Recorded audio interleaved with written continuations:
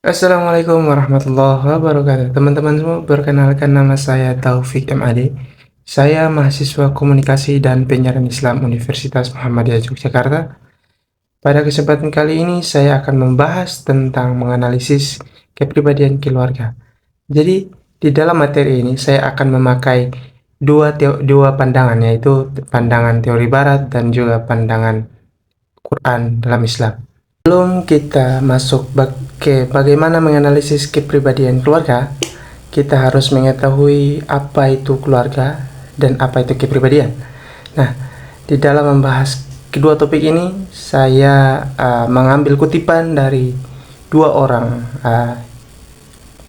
ahli yang pertama yang bernama Eliot dan Merrill, yang kedua Hans Eysenck. Jadi, yang pertama Eliot dan Merrill ini membahas tentang keluarga. Keluarga itu apa? Keluarga adalah kelompok yang terdiri dari dua orang atau lebih yang hidup bersama atas dasar ikatan darah, perkawinan, atau adopsi.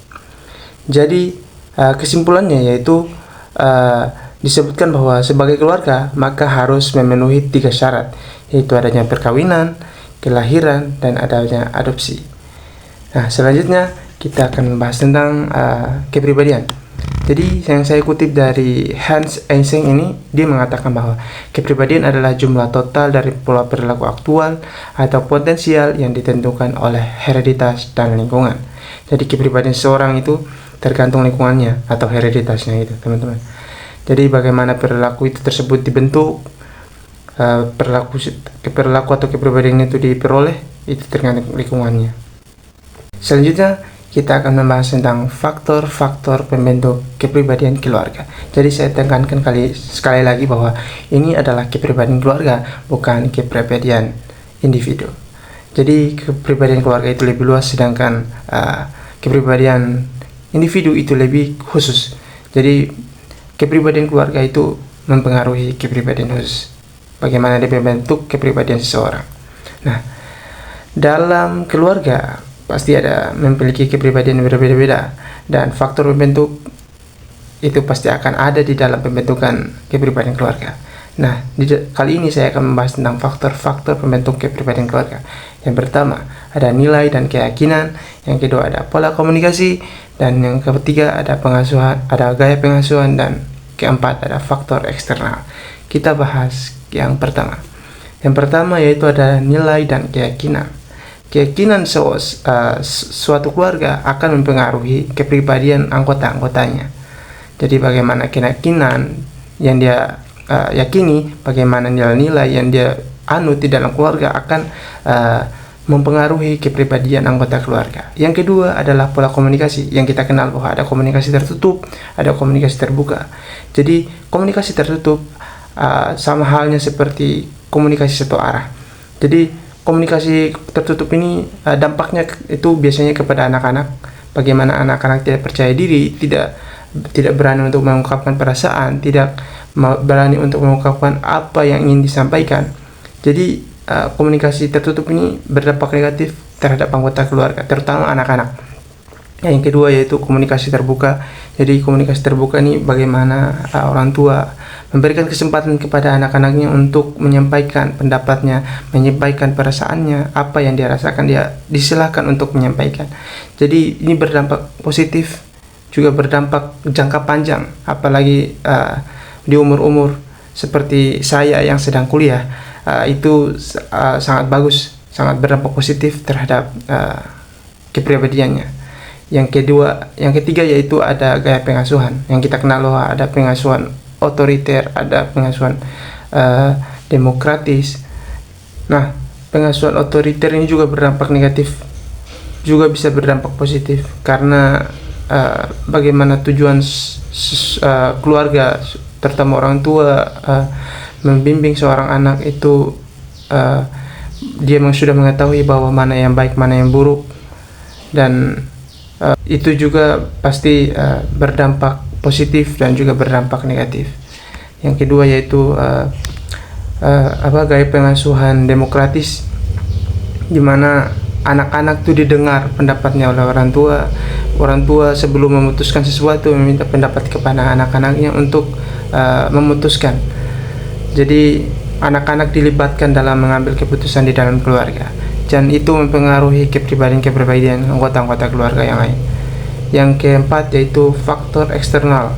Faktor eksternal ini sangat berdampak kepada kepribadian suatu keluarga, yang contohnya seperti bagaimana keluarga itu hidup di dalam lingkungan tersebut. Jika di dalam lingkungan tersebut orang-orangnya mungkin religius, maka kepribadian keluarganya juga akan mengikuti, akan berubah menjadi orang-orang yang religius, dan tidak menjadi kepribadian tersendiri.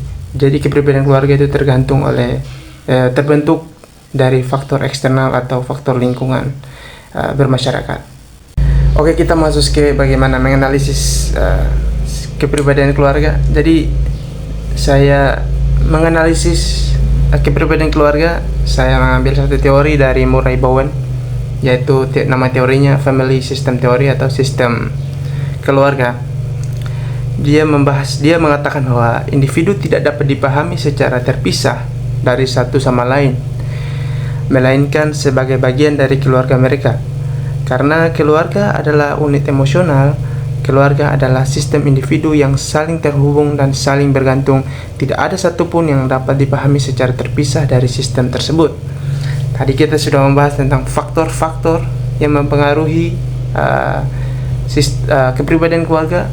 Di sini kita berbicara tentang sistem yang dibahas oleh Murray Bowen ini. Dia membahas tentang sistem keluarga, yang kita mengetahui bahwa sistem itu adalah satu komponen itu mempengaruhi komponen-komponen yang lain. Di dalam teori ini dia membahas ada 4 konsep yang saya ambil, yaitu tentang diferensiasi diri, tentang yang kedua tentang proses proyeksi keluarga, yang ketiga tentang pemutusan emosional, yang keempat adalah transmisi multigenerasi. Tentang konsep pertama, yaitu tentang diferensiasi diri. Jadi diferensiasi diri ini mengacu pada kemampuan seseorang untuk memisahkan antara pikiran dan emosi rasional dan perasaan emosionalnya. Individu dengan diferensiasi diri yang tinggi mampu berpikir jernih dan membuat keputusan berdasarkan pertimbangan rasional. Bahkan dalam situasi yang penuh tekanan emosional. Sebaliknya, jika individu dengan diferensiasi diri yang rendah cenderung lebih reaktif terhadap emosi orang lain dan sulit membedakan antara pikiran dan perasaannya sendiri. Nah, contoh diferensiasi diri ini dijelaskan oleh Murray Bowen. Contohnya yaitu seorang ibu itu sangat khawatir dan ikut campur setiap keputusan yang diambil anaknya yang sudah dewasa. Nah, misalnya tentang memilih pekerjaan, memilih pasangan, atau memilih tentang karir akademik. Jadi anak tersebut merasa sulit untuk membuat keputusan sendiri, yang selalu merasa bersalah jika tidak mengikuti keinginan ibunya. Dan itu salah satu yang saya rasakan, karena dulu setelah lulus SMA, saya ditawarkan oleh ayah saya bagaimana jika saya mendaftar sebagai abdi negara, namun ibu saya kurang mendukung apa yang ayah saya dan saya putuskan, dan saya merasa bahwa ini mungkin pilihan ibu yang terbaik, makanya saya ikut pilihan ibu. Pilihan ibu yaitu menyuruh saya untuk kuliah, melanjutkan pendidikan saya, dan dia membebaskan saya untuk memilih di mana tempat saya kuliah. Dan ini salah satu keputusan yang saya ikuti, karena menurut saya ini adalah pilihan ibu saya, dan menurut saya pilihan orang tua adalah pilihan yang terbaik, makanya saya ikuti. Dan ini tidak ada saya tidak bisa membedakan antara rasio dan emosional saya, makanya saya ikuti kemauan ibu saya. Dan ini adalah salah satu contoh diferensiasi diri, konsep diferensiasi diri yang dinyatakan oleh teori sistem keluarga yang disampaikan oleh Murray Bowen ini. Ini salah satu contoh yang saya rasakan. Nah, bagaimana solusi untuk menghadapi ini? Yaitu dengan meningkatkan diferensiasi diri bagi ibu maupun anak, karena diferensiasi diri ini sangat berpengaruh gitu bagi masa depan kita sebagai anak dan sebagai ibu. Bagi anak, meningkatkan diferensiasi diri berarti belajar mengenali dan menghargai perasaannya sendiri. Jadi ketika kita sudah memiliki diferensiasi diri yang tinggi, makanya kita dapat mengenali diri kita, memisahkan antara rasio dan emosional kita, serta berani mengambil keputusan yang sesuai dengan dirinya meskipun berbeda dengan keinginan ibunya atau orang tuanya. Yang kedua yaitu tentang konsep proyeksi keluarga. Bagaimana orang tua mentransmisikan emosional mereka kepada anak-anak.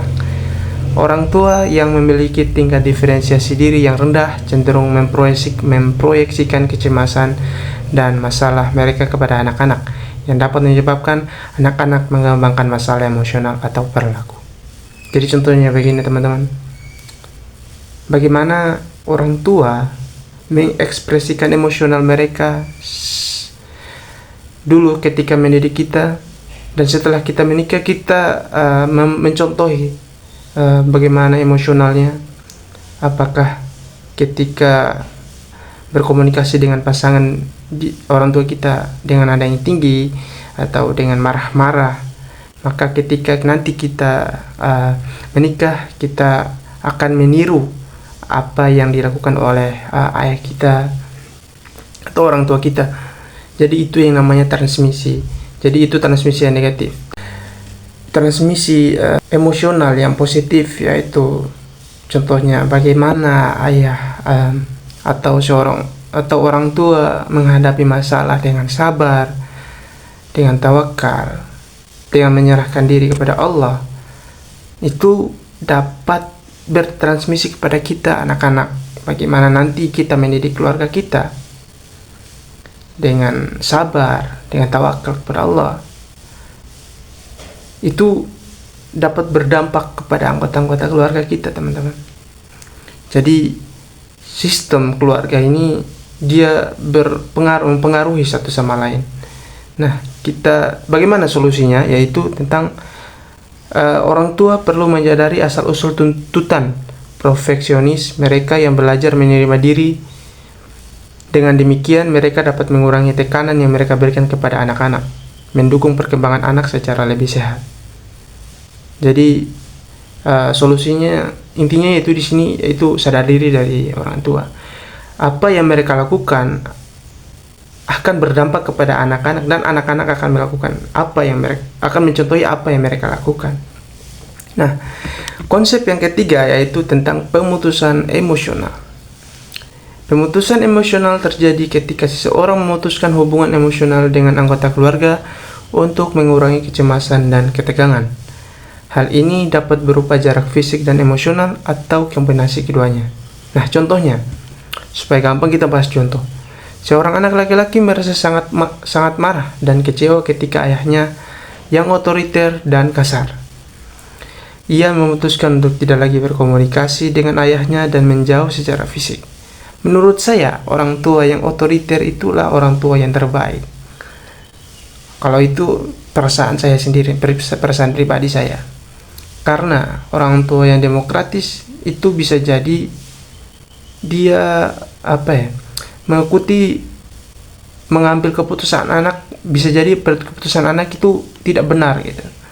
Jadi kalau menurut saya, orang tua itu telah berlalu lalang, telah banyak pengalamannya dalam menghadapi kesulitan hidup, dan keputusan apapun yang ia ambil itu menurut saya tuh keputusan oke saja dan benar gitu.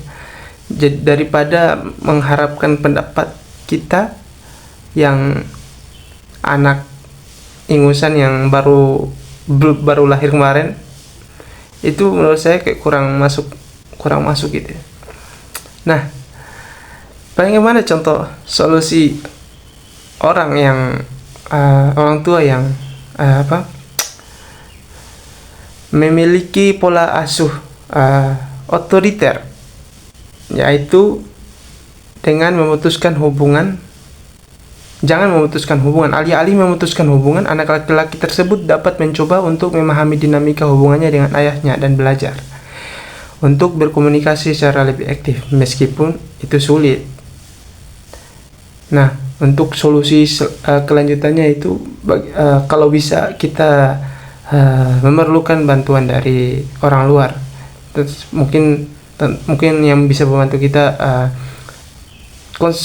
psikolog atau konselor, kita bisa membantu kondisi keluarga ini. Karena saya juga termasuk keluarga yang memiliki pola asuh otoriter, semua adik kakak saya digembleng, diasuh dengan cara yang otoriter. Alhamdulillah, dengan cara itu saya bisa berdampak kepada saya bisa kuat sampai sekarang ini meskipun jauh dari orang tua. Nah, konsep keempat kita bahas yaitu tentang transmisi multigenerasi. Transmisi multigenerasi ini adalah konsep yang menjelaskan bagaimana pola hubungan dan tingkat diferensiasi diri diturunkan dari generasi ke generasi. Nah, jadi generasi tadi kita ngambil kata kunci bahwa diferensiasi diturunkan dari generasi ke generasi. Nah, contohnya menerima respon dan tindakan emosional dari orang tua. Nah, bagaimana solusi kita untuk tidak menerima respon dan tindakan emosional dari orang tua yang negatif ya? Ini kita bahas tentang yang negatif dulu. Bagaimana caranya? Itu tentang kita memutuskan siklus, dan kita harus memiliki kesadaran dan upaya dari anggota keluarga untuk mengubah cara mereka menghadapi tantangan emosional. Jadi emosional dari orang tua yang harus kita tiru, kita bawa dalam kehidupan kita, yaitu emosional orang tua yang positif, tidak boleh yang negatif. Apalagi dalam mendidik keluarga kita masing-masing, bahwa emosional dari orang tua itu anak-anak sangat rentan untuk meniru, apalagi bagaimana bertukar rasa emosional antara ayah dan ibu.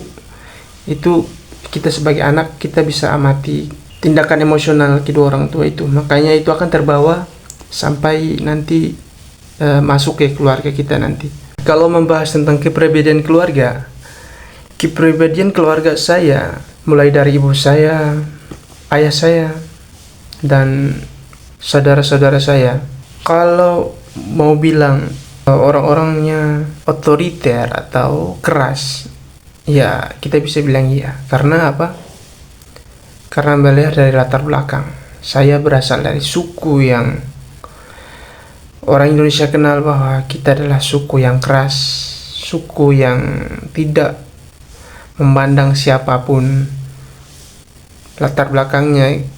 Kita tetap menggunakan karakter yang kita miliki, yaitu kita orang-orang yang keras.